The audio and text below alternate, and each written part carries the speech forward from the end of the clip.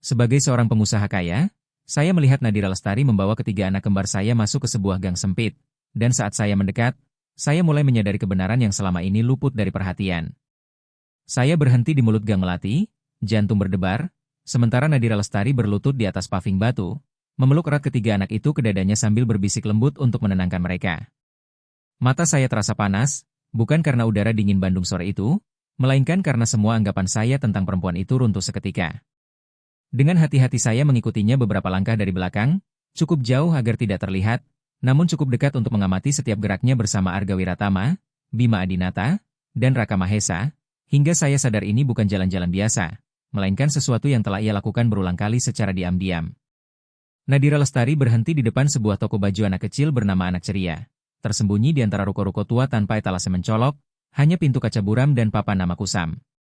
Saya melihat ia berjongkok sejajar dengan anak-anak, merapikan jaket tipis mereka, mengatakan sesuatu yang tak terdengar namun membuat ketiganya menatapnya dengan penuh perhatian. Lalu ia menggenggam tangan mereka dan masuk ke dalam toko. Saya tetap di seberang jalan, bersandar pada dinding ruko kosong, mencoba memahami situasi yang tak sesuai dengan realitas hidup saya selama berbulan-bulan terakhir, sebelum akhirnya menyeberang perlahan dan mengintip dari balik kaca etalase yang kotor. Pemandangan di dalam membuat sesuatu di dada saya retak tanpa peringatan, karena Nadira Lestari berlutut di lantai toko, dikelilingi ketiga anak itu sambil memperlihatkan celana training, kaos katun, dan baju kodok sederhana, bertanya warna mana yang mereka sukai. Anak-anak menjawab dengan isyarat, senyum malu, dan kata-kata pendek yang bahkan saya tak sadar mereka sudah mampu ucapkan. Ia bertanya pada Arga Wiratama apakah ia suka kaos bergambar mobil, dan anak itu menyentuh kainnya sambil mengangguk dengan mata berbinar, membuat saya terdiam. Nadira Lestari tersenyum dan menyisihkannya, lalu beralih pada Bima Adinata yang lebih pendiam, menanyakan pilihan warna antara kuning dan putih, dan ia menunjuk putih tanpa ragu, membuatnya tertawa pelan. Raka Mahesa duduk bersila di lantai, memeluk jaket rajut krem yang kebesaran seolah mainan, dan saat Nadira Lestari mengusap kepalanya dengan penuh kasih, tenggorokan saya terasa tercekat. Pemilik toko, seorang perempuan sekitar 60 tahun berambut abu-abu di sanggul longgar, mendekat dan berbicara pelan, lalu saya melihat Nadira Lestari mengeluarkan dompet lusuh dari saku celemeknya dan mulai menghitung lembaran uang rupiah yang kusut satu persatu. Pada saat itulah saya akhirnya memahami segalanya dengan kejelasan yang kejam dan menyakitkan.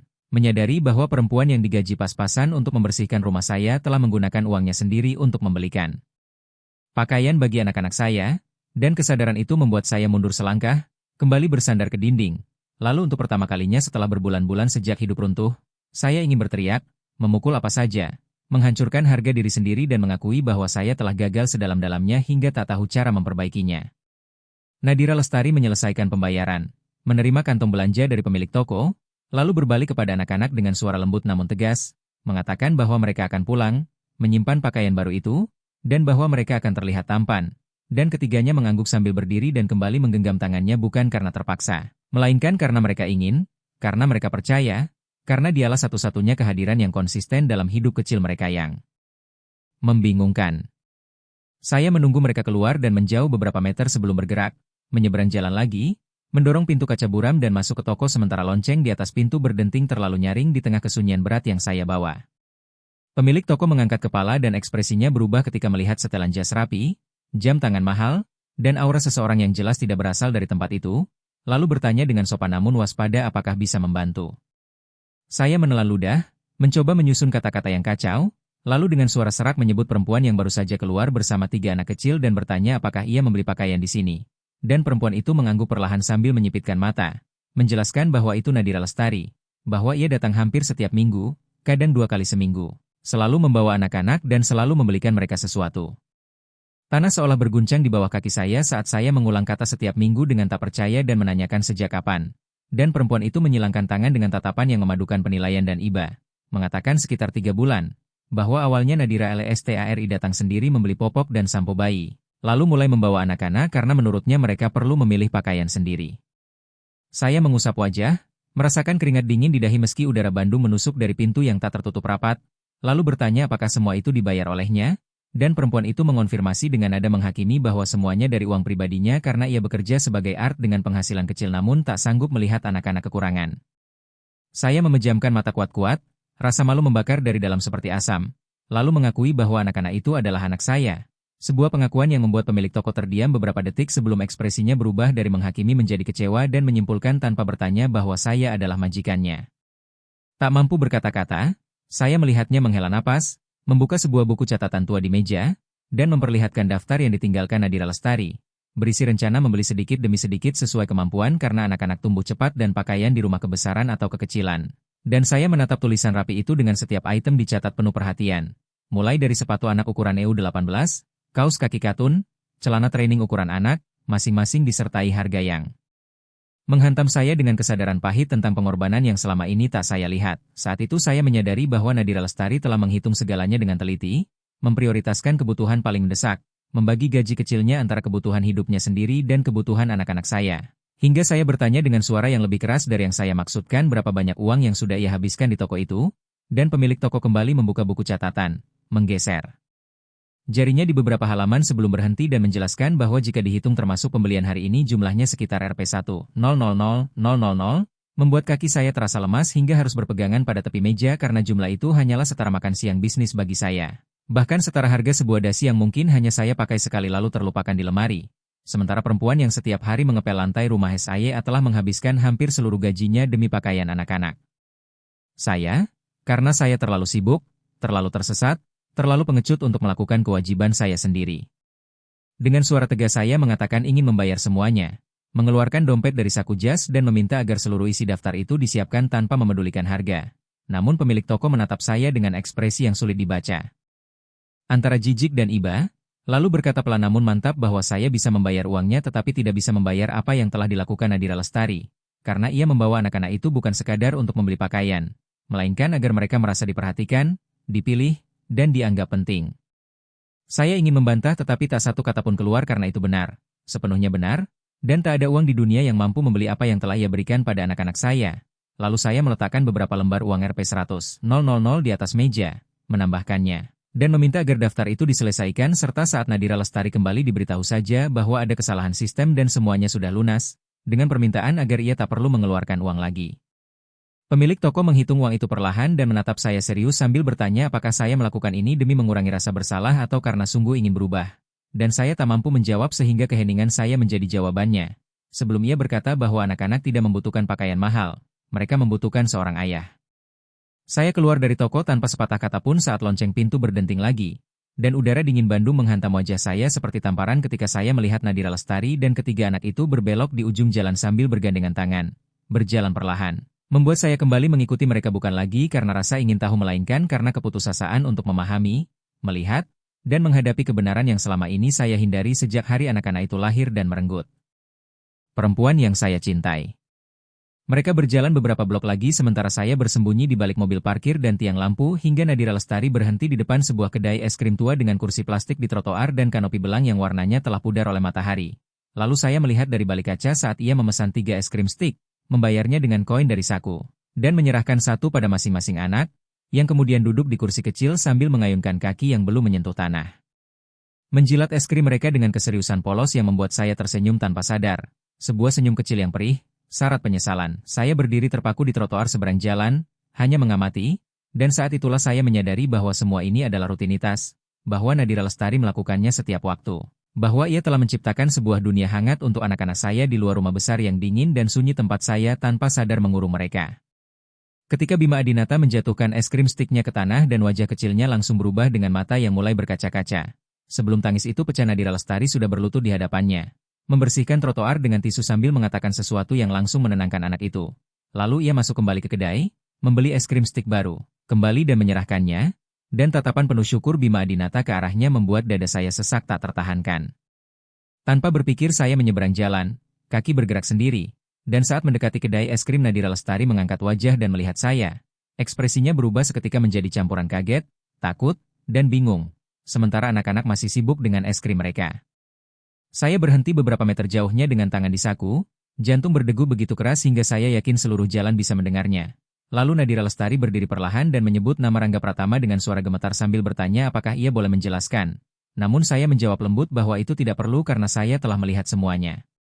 Wajah Nadira Lestari pucat dan ia melangkah maju seolah ingin berdiri di antara saya dan anak-anak, melindungi mereka, membuat saya sadar bahwa ia mengira saya datang untuk memarahi, memecat, atau membawa mereka pergi, Dan ia berbicara tergesa-gesa bahwa ia tahu seharusnya tidak membawa anak-anak keluar tanpa izin. Bahwa saya bisa melakukan apa saja padanya.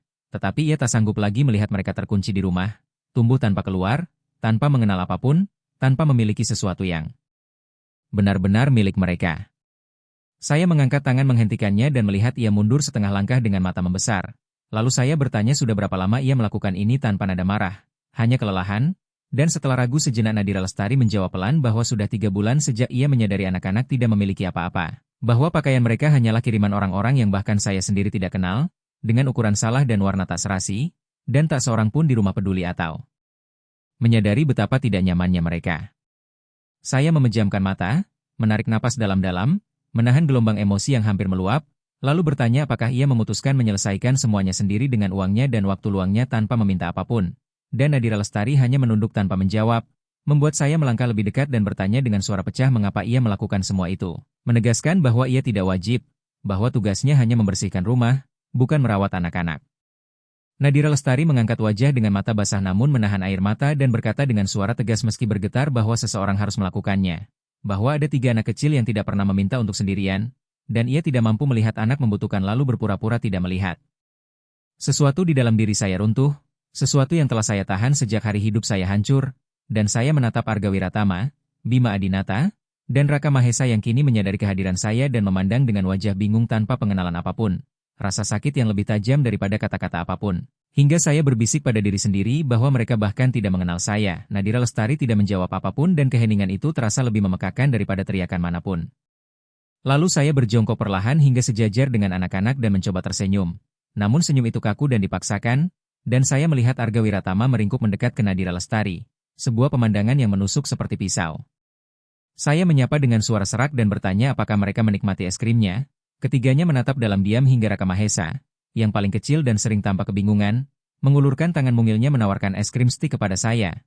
Sebuah gerakan sederhana dan polos yang membuat air mata terasa panas di mata saya. Lalu saya mengucapkan terima kasih sambil menerimanya dengan hati-hati. Dan senyum kecil namun tulus dari Raka Mahesa membuat saya merasa itu adalah langkah pertama. Batu pertama dari jembatan yang harus saya bangun dari nol. Saya tetap berjongkok di trotoar kotor di depan kedai es krim sederhana, memegang es krim yang mulai meleleh, dikelilingi 3 anak yang nyaris tak saya kenal. Dan untuk pertama kalinya setelah berbulan-bulan saya tidak memikirkan rapat, kontrak, atau uang yang hilang karena tidak berada di kantor. Saya hanya hadir sepenuhnya. Sebuah perasaan yang sekaligus membebaskan dan menakutkan. Nadira Lestari mendekat perlahan, berlutut di samping saya dan berbisik hampir tak terdengar bahwa anak-anak membutuhkan saya lebih dari apapun yang bisa dibeli uang. Dan jika saya tidak hadir sekarang suatu hari akan terlambat dan mereka akan tumbuh tanpa tahu siapa saya. Saya menatapnya dan melihat di mata Nadira Lestari sesuatu yang tidak saya duga, tanpa penghakiman dan tanpa amarah. Hanya kesedihan yang dalam seolah ia menyaksikan sesuatu hilang saat itu juga.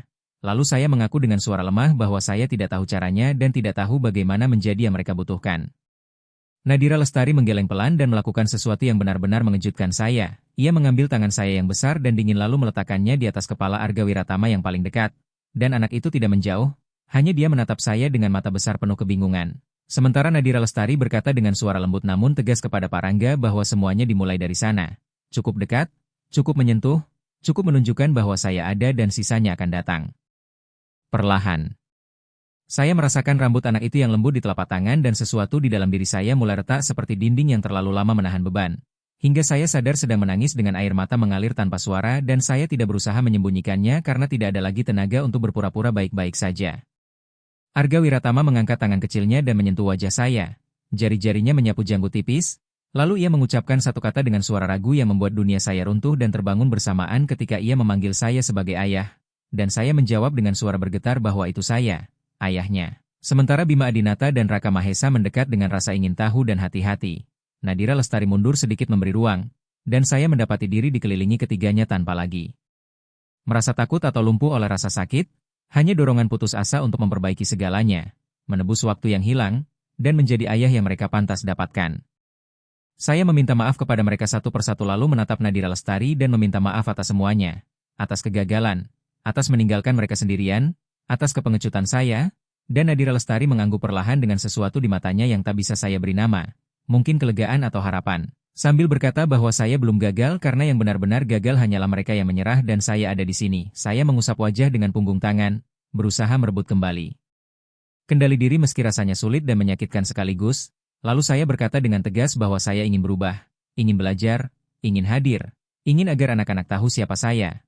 Namun saya membutuhkan bantuan, dan Nadira Lestari tanpa ragu sejenak hingga bertanya apakah saya memintanya untuk terus bekerja. Nada suaranya menunjukkan ketidakpercayaan. Namun saya segera menjelaskan bahwa saya tidak memintanya tetap sebagai art, melainkan meminta Nadira Lestari menjadi pengasuh anak-anak. Secara resmi, hadir sepenuhnya dan terbuka. Sementara saya ingin belajar darinya dan memintanya mengajari saya menjadi sosok yang mereka butuhkan. Nadira Lestari terdiam dengan mata membesar, lalu berkata bahwa ia tidak punya pendidikan atau ijazah, bahwa ia hanya seorang art yang mencoba membantu. Namun saya menatap langsung ke matanya dan mengatakan bahwa ia memiliki sesuatu yang tak bisa diajarkan oleh ijazah manapun, yaitu cinta, kemampuan melihat anak-anak apa adanya, mengenal mereka satu persatu, memahami kebutuhan mereka, sesuatu yang jauh lebih berharga daripada selembar kertas. Nadira Lestari menggigit bibirnya dan air mata akhirnya jatuh tanpa suara saat ia memandang Arga Wiratama, Bima Adinata, dan Raka Mahesa yang kini menempel di sisi saya. Dengan Raka Mahesa menggenggam jari saya, Arga Wiratama menyandarkan kepala di kaki saya, dan Bima Adinata berdiri dekat. Hingga Nadira Lestari mengangguk pelan dan berkata ia menerima dengan suara bergetar. Namun hanya jika saya berjanji akan benar-benar hadir dan tidak menghilang lagi karena ia tak sanggup melihat anak-anak. Mengalami kehilangan satu kali lagi. Saya mengulurkan tangan. Nadira Lestari menatapnya sesaat lalu menjabatnya dengan kuat. Sebuah jabat tangan yang melampaui kesepakatan kerja dan menjadi janji, komitmen, serta kesempatan kedua, dan saat saya berjanji saya merasakannya sebagai kebenaran untuk pertama kalinya.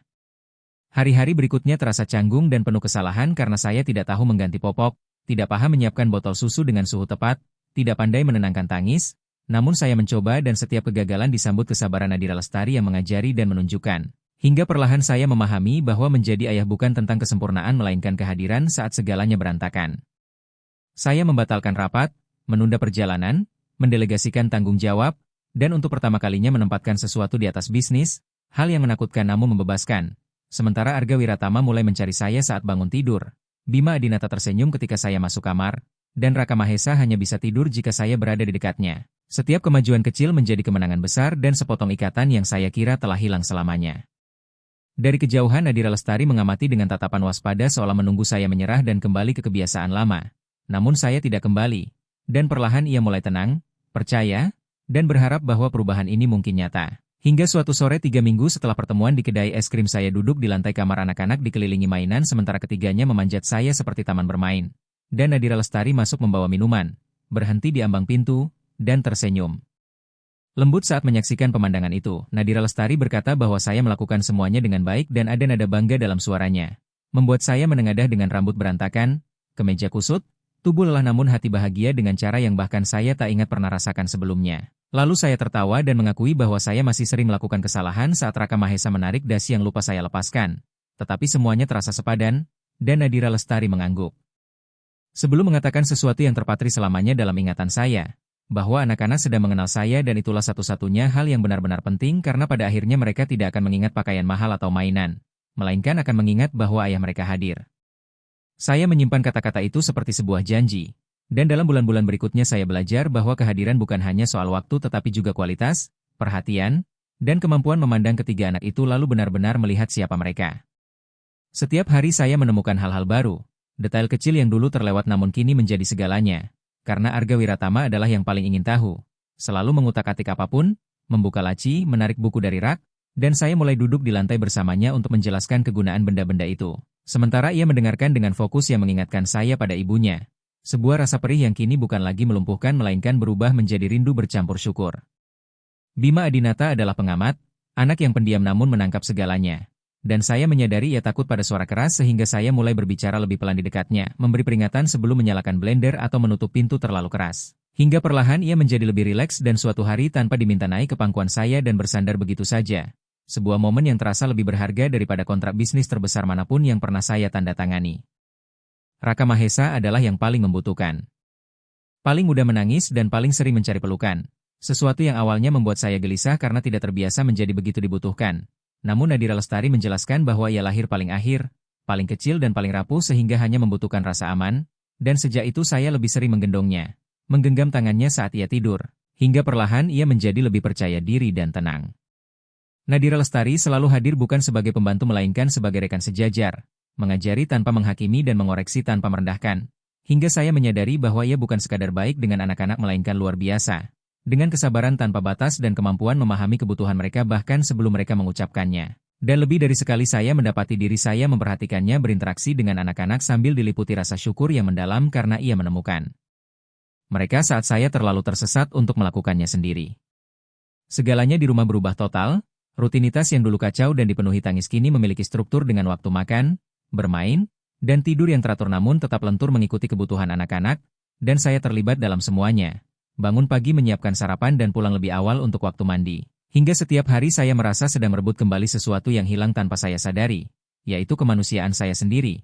Sementara para staf rumah awalnya terheran melihat majikan yang dulu hampir tak pernah terlihat kini duduk di lantai ruang keluarga bermain mobil-mobilan.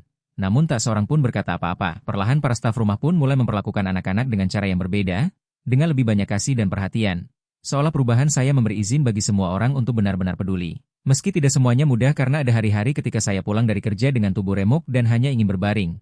Sementara anak-anak gelisah, menangis, dan saling bertengkar, memunculkan keinginan untuk menyerah dan kembali ke kantor agar orang lain yang mengurus.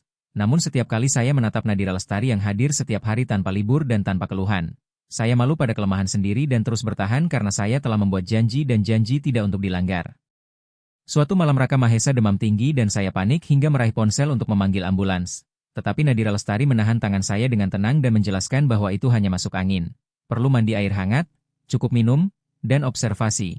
Lalu ia terjaga sepanjang malam dengan anak itu di pangkuannya, menempelkan kompres di dahi dan bernyanyi pelan. Sementara saya duduk di samping merasa tak berguna namun belajar karena suatu hari saya harus bisa melakukan semua itu sendiri. Saat matahari terbit dan Raka Mahesa akhirnya tidur nyenyak dengan demam turun, Nadira Lestari menyandarkan kepala ke dinding dan memejamkan mata kelelahan. Dan saya menyadari ia melakukan jauh lebih dari tuntutan pekerjaannya.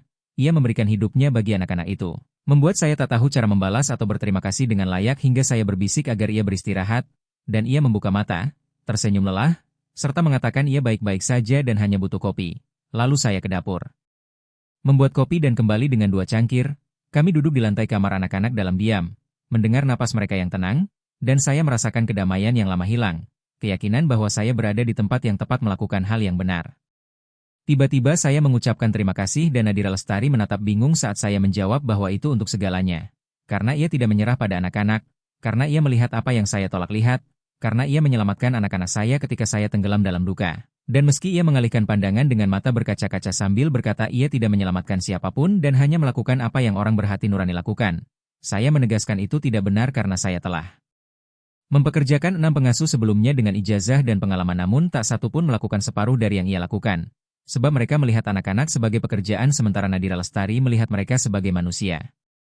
Ia menghapus air mata lalu mengungkapkan sesuatu yang mengejutkan saya, bahwa ia juga memiliki seorang anak perempuan bernama Alia Ramadhani berusia 5 tahun yang tinggal bersama ibunya Ibu Suryani di kampung.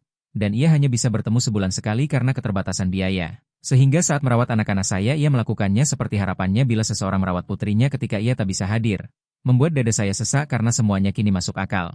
Hingga saya bertanya dengan suara mantap apakah ia ingin membawa putrinya ke sini. Dan Nadira Lestari terbelalak saat saya menegaskan agar Alia Ramadhani tinggal bersama kami karena ada kamar kosong dan ia bisa bersekolah di tempat yang baik. Saya mengatakan bahwa Alia Ramadhani bisa tinggal dekat ibunya dan anak-anak saya pasti akan senang memiliki teman bermain. Dan Nadira Lestari terdiam lama memproses kata-kata itu sebelum akhirnya menangis sungguh-sungguh. Terisak pelan sambil menahan suara agar tidak membangunkan anak-anak, membuat saya ragu apakah saya telah mengatakan sesuatu yang salah. Namun sebelum saya sempat bertanya ia berkata bahwa saya tidak perlu melakukan itu dan ia tidak bercerita untuk mendapatkan apapun. Ia hanya ingin saya mengerti mengapa ia begitu peduli. Dan saya menjawab bahwa saya tahu. Tetapi saya melakukan ini bukan karena kewajiban melainkan karena itu benar dan karena Nadira Lestari berhak dekat dengan putrinya sama seperti anak-anak saya berhak dekat dengan saya. Lalu Nadira Lestari mengangguk tanpa mampu berkata-kata dan saya segera mengambil ponsel, menghubungi asisten pribadi saya dan meminta agar semua diatur, tiket, transportasi, dan segala keperluan untuk membawa Alia Ramadhani serta Ibu Suryani Hartati jika ia ingin ikut. Dan setelah panggilan berakhir Nadira Lestari masih menangis namun kini itu adalah tangis lega, bahagia, dan syukur yang terlalu dalam untuk diungkapkan dengan kata-kata. 2 minggu kemudian Alia Ramadhani tiba, seorang anak perempuan kecil berambut ikal dan bermata besar yang awalnya pemalu namun dalam beberapa hari sudah berlari-lari di rumah, bermain bersama Arga Wiratama, Bima Adinata, dan Raka Mahesa mengajari mereka berbagi mainan, dan saya menyadari bahwa rumah yang dulu sunyi dan dingin kini dipenuhi kehidupan, tawa, dan kekacauan hangat yang tak akan saya tukar dengan apapun. Alia Ramadhani membawa energi menular yang mengubah segalanya karena anak-anak saya kini memiliki seseorang yang memahami mereka, bermain seirama, dan menciptakan cerita serta permainan.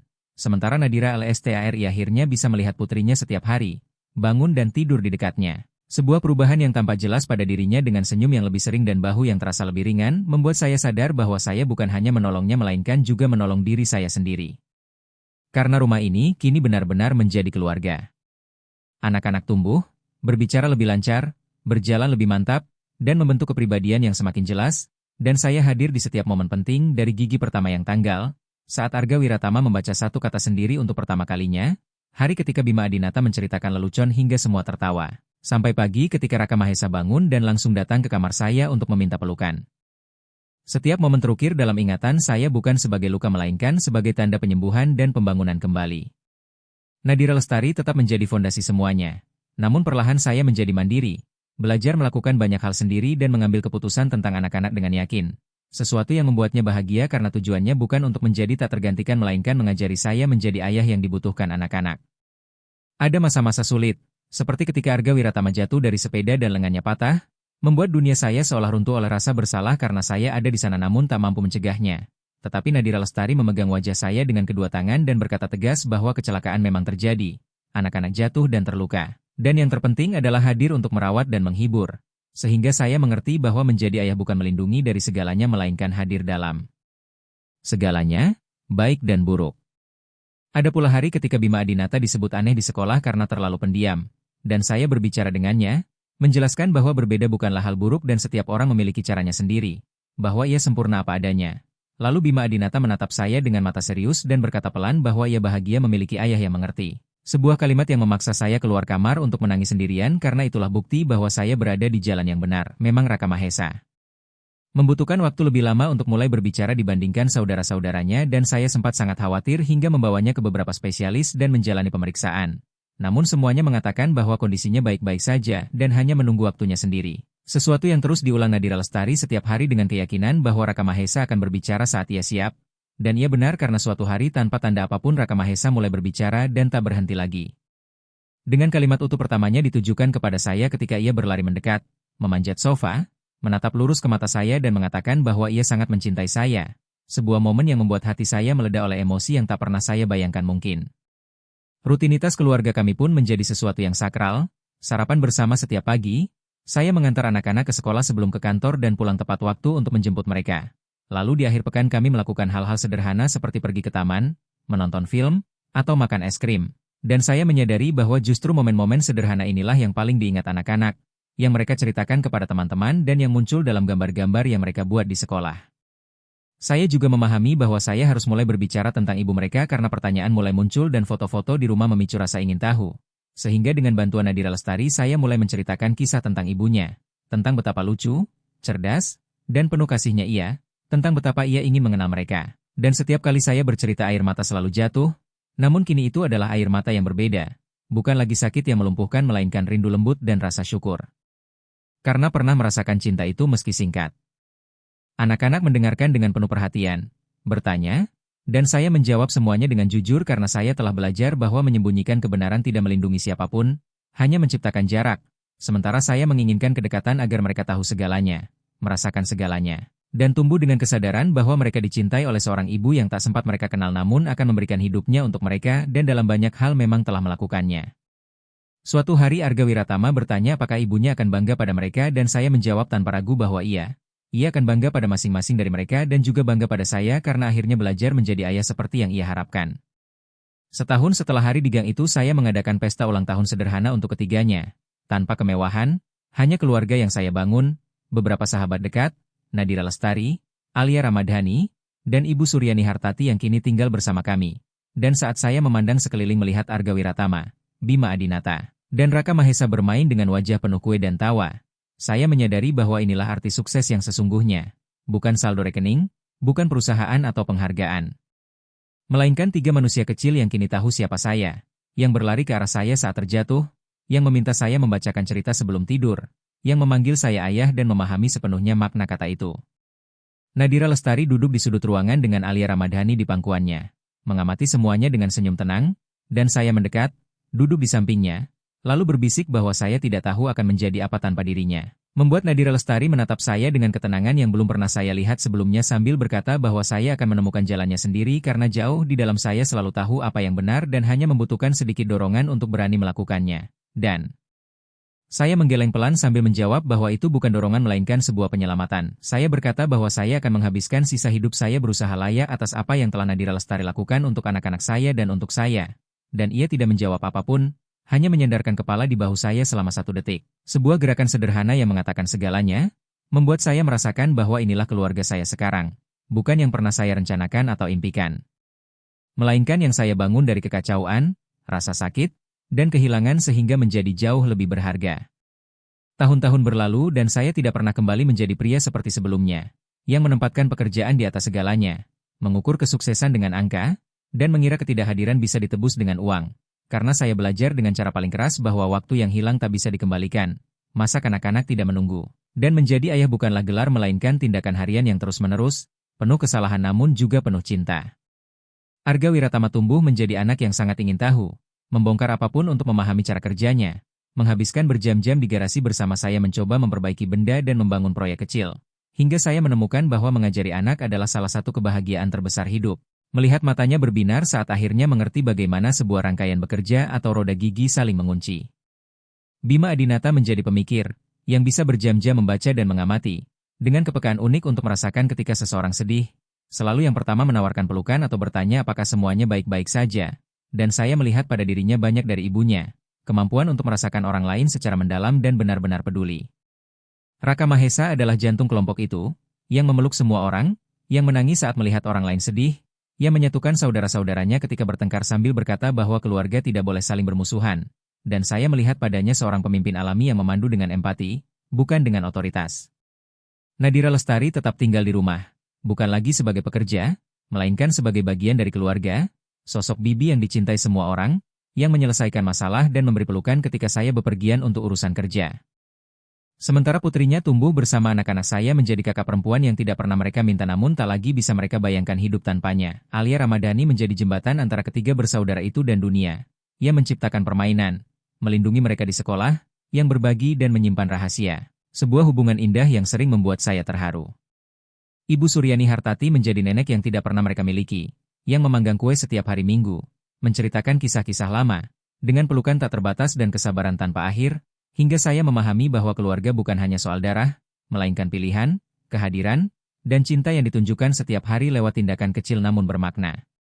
Saya juga mengubah cara saya menjalankan bisnis, lebih banyak mendelegasikan, mempekerjakan orang-orang terpercaya, dan menetapkan batas jelas antara pekerjaan dan kehidupan pribadi karena saya telah melihat apa yang terjadi ketika batas itu tidak ada. Lubang yang terbuka ketika suatu pagi seseorang sadar bahwa hidup telah berlalu sementara ia mengumpulkan hal-hal yang pada akhirnya tidak penting. Para rekan saya sempat heran, namun segera melihat bahwa saya menjadi lebih fokus dan efisien karena saya tidak lagi bekerja karena putus asa atau pelarian, melainkan dengan tujuan membangun sesuatu untuk ditinggalkan kepada anak-anak saya, bukan sekadar uang tetapi nilai, teladan, dan pelajaran tentang apa yang sungguh berarti. Pada suatu malam biasa ketika anak-anak telah berusia 7 tahun, saya berada di ruang kerja menyelesaikan beberapa dokumen ketika Arga Wiratama muncul di ambang pintu dengan boneka beruang di pelukan dan mata yang mengantuk. Arga Wiratama berkata dengan suara kecil bahwa ia bermimpi buruk, dan saya segera meninggalkan semuanya. Mengangkatnya ke pelukan meski ia sudah besar, lalu membawanya kembali ke kamar, berbaring di sampingnya sampai ia tertidur lagi dan saya tetap di sana memandangi. Wajahnya yang tenang sambil berpikir betapa hampir saya kehilangan semua ini. Betapa hampir saya membiarkan ketakutan dan duka mencuri kesempatan untuk mengenal 3 manusia luar biasa yang setengah dari diri saya dan setengah dari perempuan yang saya cintai dan kini menjadi segalanya. Dion Pramana bergerak di ranjang sebelah sambil bergumam dalam tidur, dan Raka Mahesa di sudut lain memeluk bantal dengan mulut sedikit terbuka. Membuat saya dilanda gelombang cinta yang nyaris menyakitkan karena ketiga anak itu adalah bukti hidup bahwa saya berhasil, bahwa saya berubah, bahwa saya menepati janji yang saya ucapkan di trotoar kotor di depan kedai es krim dulu. Saat saya keluar kamar, Nadira Lestari berdiri di koridor bersandar ke dinding dan tersenyum ketika melihat saya, berkata bahwa saya melakukannya dengan sangat baik, dan saya tersenyum kembali sambil mengatakan saya belajar dari yang terbaik. Lalu kami terdiam sejenak hingga Nadira Lestari mengucapkan kalimat yang merangkum semuanya, bahwa anak-anak tidak akan mengingat pria seperti apa saya dahulu. Mereka hanya akan mengingat pria yang saya jadikan diri saya sekarang. dan pria itu adalah ayah yang mereka butuhkan. Dada saya penuh oleh emosi yang tak saya tahu namanya. Syukur bercampur cinta, lega bercampur tujuan, dan saya menyadari saya telah menemukan sesuatu yang saya cari seumur hidup tanpa menyadarinya. Makna menjadi utuh bukan pada pencapaian atau pengakuan, melainkan pada 3 pasang mata yang memandang saya dan melihat rasa aman, 3 suara yang memanggil saya dan menunggu jawaban, 3 kehidupan kecil yang bergantung pada saya bukan untuk bertahan hidup melainkan untuk bertumbuh. Ketika saya kembali ke ruang kerja bukan untuk bekerja melainkan mematikan lampu dan tidur karena esok akan menjadi hari lain yang penuh tantangan, pembelajaran, dan momen yang tak ingin saya lewatkan. Saya memikirkan betapa hidup mengajarkan pelajaran terpenting dengan cara yang aneh dan bahwa kekayaan terbesar bukanlah brankas atau investasi, melainkan hadir, terlihat, dicintai, dan mencintai kembali. Sebuah kebenaran yang saya pahami bukan dari buku atau seminar, melainkan dari seorang perempuan rendah hati yang membersihkan lantai dan melihat pada anak-anak saya apa yang saya terlalu buta untuk melihat, dan dengan kesabaran, keberanian, serta hati yang lebih besar dari rumah manapun, menunjukkan bahwa sukses sejati diukur dari pelukan sebelum tidur, tawa saat sarapan, tangan kecil yang percaya pada tangan saya saat menyeberang jalan, dan tatapan yang berkata tanpa kata bahwa saya berarti, dibutuhkan, dan dicintai. Tahun-tahun terus berlalu dan ketika anak-anak berusia 10 tahun saya mengatur perjalanan ke pantai.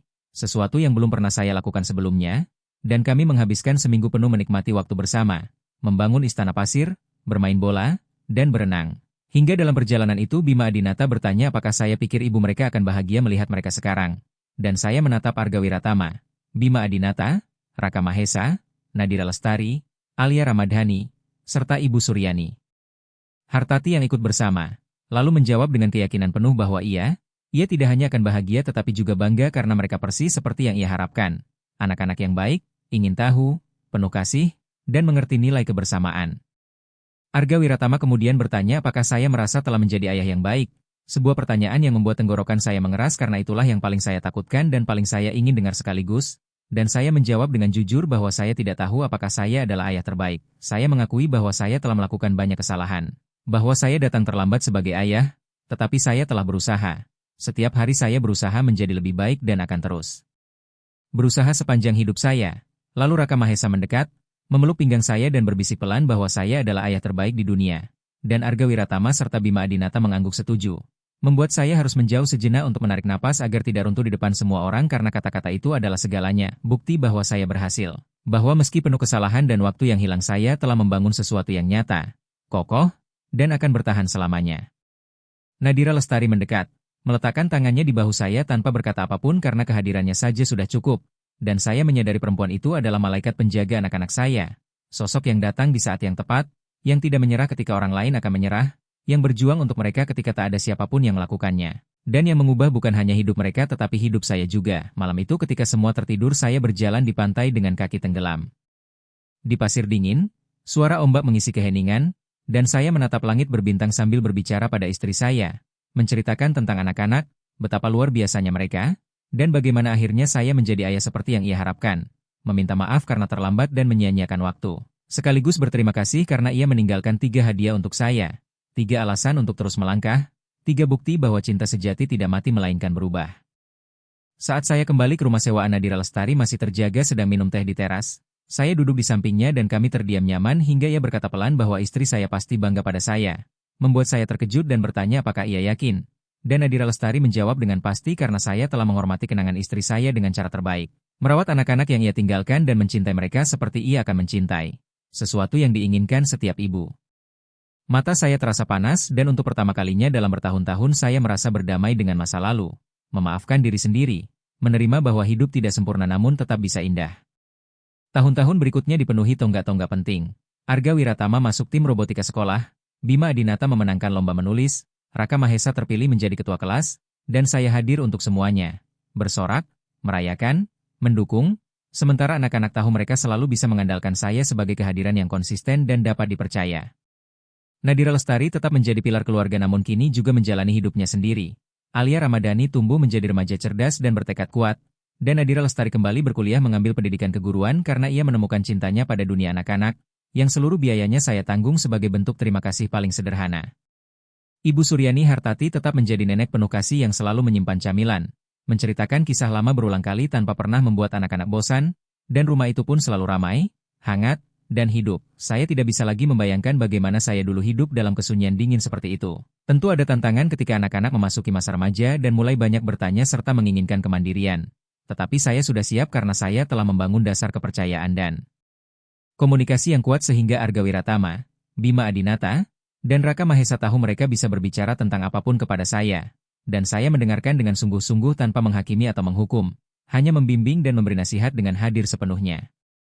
Seiring waktu Arga Wiratama mulai tertarik pada dunia teknik, menghabiskan berjam-jam menggambar rancangan dan saya membawanya ke pameran sains serta kunjungan kampus karena saya ingin anak-anak saya mengikuti mimpi mereka sendiri, bukan mimpi saya. Bima Adinata menemukan kecintaannya pada menulis, membuat blog berisi cerita pendek dan puisi, dan saya membaca semuanya, memberi komentar, menyemangati, serta melihat dalam dirinya kepekaan artistik yang tidak pernah saya miliki tetapi sangat saya kagumi. Raka Mahesa tumbuh menjadi diplomat kecil yang pandai mendamaikan teman-temannya dan mengatur kegiatan sekolah. Dan saya melihat padanya jiwa pemimpin alami yang akan memberi dampak bukan dengan paksaan melainkan inspirasi. Tahun demi tahun berlalu dan saya menyadari pelajaran terbesar yang saya pelajari adalah bahwa menjadi ayah bukan soal kesempurnaan melainkan kehadiran, kepedulian, bangkit ketika jatuh, meminta maaf saat salah, dan mencintai tanpa syarat meski sulit. Dan saya telah melakukan semua itu dengan tulus. Nadira Lestari kemudian menjadi seorang pendidik, membuka pusat pendidikan anak kecil di lingkungan sekitar, dan saya membantu pendanaannya karena saya melihat di sana perpanjangan dari hatinya. Keinginannya melakukan bagi anak-anak lain apa yang telah ia lakukan bagi anak-anak saya. Pusat itu berkembang menjadi rujukan dan Nadira Lestari dihormati, dicintai, serta diakui sebagaimana layaknya. Alia Ramadhani lulus sekolah menengah dan masuk universitas, dan ketiga anak saya menangis saat ia pindah ke kampus karena ia adalah kakak, sahabat, dan tempat berbagi. Meski rumah sempat terasa sepi mereka beradaptasi dan setiap akhir pekan kepulangannya selalu menjadi perayaan. Ibu Suryani Hartati semakin menua dan rapuh sehingga saya mempekerjakan perawat untuk menjaganya dan memastikan ia mendapat kenyamanan serta perhatian karena ia adalah keluarga dan keluarga harus dirawat. Suatu sore ketika anak-anak berusia 15 tahun saya duduk di taman dan mereka mendekat lalu duduk mengelilingi saya. Arga Wiratama berkata bahwa mereka ingin berbicara, membuat jantung saya berdebar. Namun saya menarik napas dan mengatakan saya siap mendengarkan. Lalu ia mengucapkan terima kasih. Diikuti Bima Adinata yang berterima kasih karena saya berubah. Belajar menjadi ayah mereka, hadir setiap hari dan tidak menyerah. Hingga Raka Mahesa menambahkan dengan suara bergetar bahwa mereka tahu semuanya sulit, bahwa saya kehilangan istri saya. Tetapi saya tidak membiarkan itu menghancurkan diri melainkan membangun kembali hidup. Dan karena itu mereka sangat mencintai saya. Air mata saya mengalir tanpa bisa dikendalikan dan saya tidak berusaha menyembunyikannya. Saya hanya membuka kedua tangan dan Arga Wiratama, Bima Adinata, serta Raka Mahesa langsung memeluk saya. Dan kami tetap di sana berpelukan sambil menangis bersama. Hingga saya menyadari bahwa inilah momen terpenting dalam hidup saya, jauh lebih penting daripada bisnis apapun atau pencapaian profesional manapun. Karena ini nyata, ini abadi, ini adalah cinta dalam bentuknya yang paling murni dan sejati. Saya akhirnya bisa berkata bahwa justru saya yang berterima kasih kepada mereka karena telah memberi saya kesempatan kedua. Karena telah mengajarkan apa yang benar-benar penting. Karena telah menjadikan saya manusia yang lebih baik. Lalu kami melepaskan pelukan, mengusap wajah, dan Arga Wiratama tertawa mengatakan suasananya seperti sinetron. Membuat semua orang ikut tertawa. Dan saya menyadari itulah keajaiban hidup.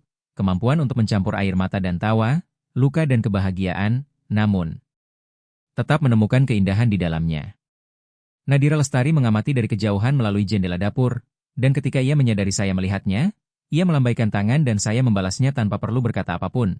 Karena ia tahu, ia selalu tahu bahwa semua ini hanya mungkin terjadi karena ia hadir, karena ia tidak menyerah, karena ia percaya ketika tidak ada seorang pun yang percaya.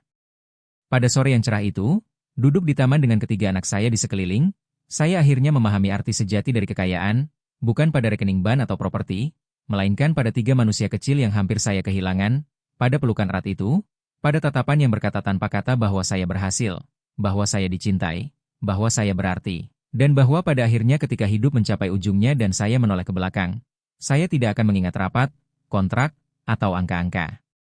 Melainkan momen ini, pelukan ini, sore ini ketika anak-anak saya mengatakan mereka bersyukur karena saya adalah ayah mereka. Dan itulah segalanya yang selama ini saya inginkan tanpa menyadarinya. Dan kini setelah saya memilikinya saya tidak akan pernah melepaskannya atau melupakannya. Karena saya telah belajar dengan cara paling sulit bahwa waktu tidak kembali. Masa kanak-kanak tidak menunggu. Tetapi cinta sejati, cinta yang dibangun setiap hari dengan kehadiran, kesabaran, dan dedikasi. Cinta itu tidak mati. Cinta itu melampaui segalanya dan terukir selamanya bukan hanya dalam ingatan, melainkan dalam jiwa mereka yang mencintai dan yang dicintai.